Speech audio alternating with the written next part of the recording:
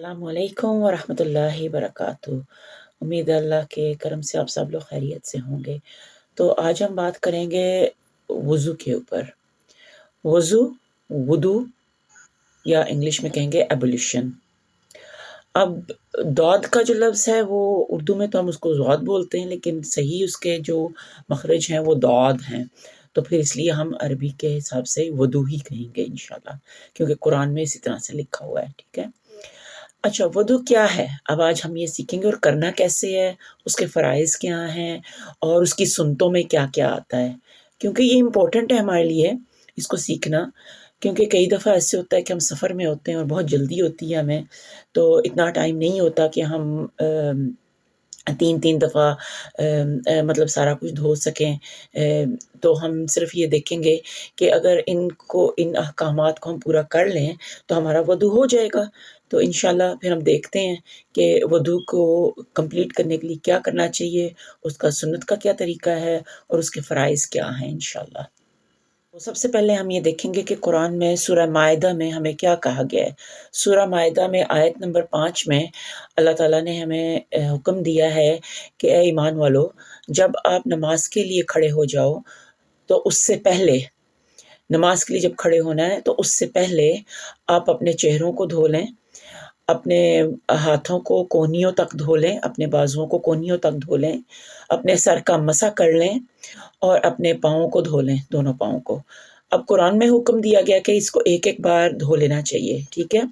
तो इसका ये मतलब है कि ये 4 चीज़ें जो हैं, अगर हम इनको एक-एक दफ़ा धो लेंगे, 3-3 दफ़ा नहीं भी धोएँगे, अच्छे तरीके से एक-एक दफ़ा धो लेंगे, तो हमारा वज़ू जो है वो कंप्लीट हो जाएगा या वुदू जो है वो कंप्लीट हो जाएगा और फिर हम लोग रेडी हो जाएँगे नमाज़ पढ़ने के लिए। तो देखा जाए कितने सिंपल तरीके से अल्लाह ताला ने हमें हुक्म दिया है कि हमें ये काम करना है नमाज़ पढ़ने से पहले। तो ये हमें पाक साफ़ करने के लिए कहा गया है कि अपने आप को पाक साफ़ रखो और अपने आप को पाक करने के लिए ये अमल कर लो नमाज़ से पहले, तो तुम्हारी नमाज़ भी कंप्लीट हो जाएगी पूरी तरह से इंशाअल्लाह। अब देखें कि अल्लाह ताला ने हमारे ऊपर कितनी रहमत भेजी है। कितनी रहमान है अल्लाह ताला की ज़ात कि उन्होंने रसूल पाक सल्लल्लाहु अलैहि वसल्लम को हमारे ऊपर रहमतुल लिल आलमीन बनाकर भेजा और हमें उन्होंने सिखाया कि इस वुदू को करना कैसे है। अब सिर्फ़ वुदू ही नहीं, उन्होंने तो ज़िंदगी की हर हिस्से में और हर तरीके में हमें सिखाया कि ज़िंदगी को गुज़ारना कैसे है।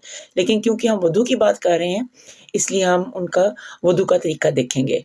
अब देखिए कितनी प्यारी बात है कि ज़रा-सी जगह खाली रह जाए इन चारों में से जिनकी हमने बात की है, तो वुदू कंप्लीट नहीं होगा। अब देखें कि रसूल पाक सल्लल्लाहु अलैहि वसल्लम ने कितनी रहमतुल लिल आलमीन हमारे प्यारे-प्यारे नबी सल्लल्लाहु अलैहि वसल्लम ने कोई गुंजाइश नहीं छोड़ी कि हमारे ऊपर कोई गलती अगर हमसे हो जाए वुदू में, तो वो उस तरह से कंप्लीट हो जाए।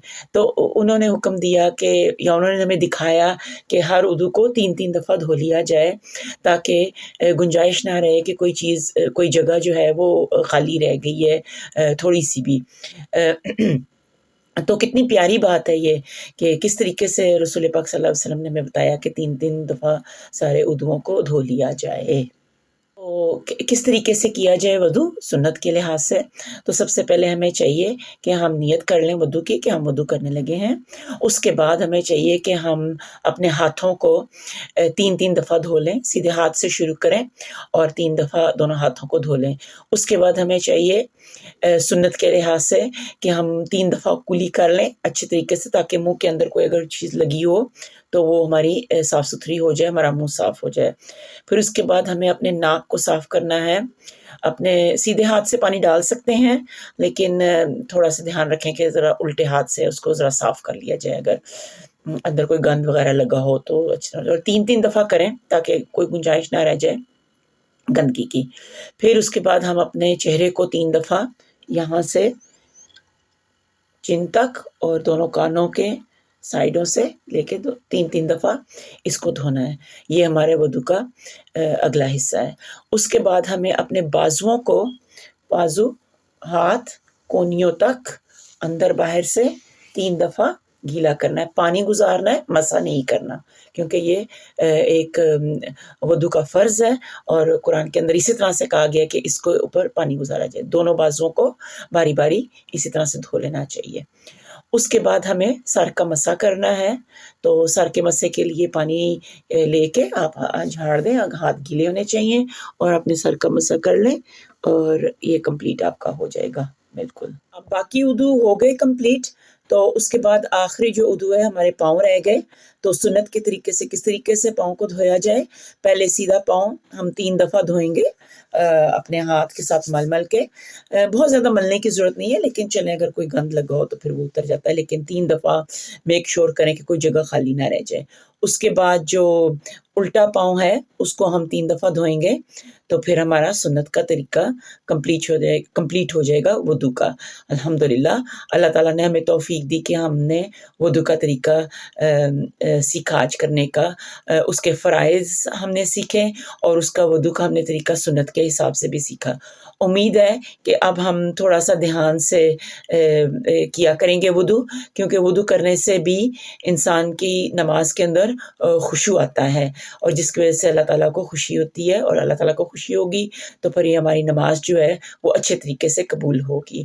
اللہ تعالیٰ ہمیں توفیق دے کہ ہم اچھے طریقے سے وضو کریں، اچھے طریقے سے نماز ادا کریں، اور ہماری نمازوں کے اندر خشوع آ جائے۔ آمین۔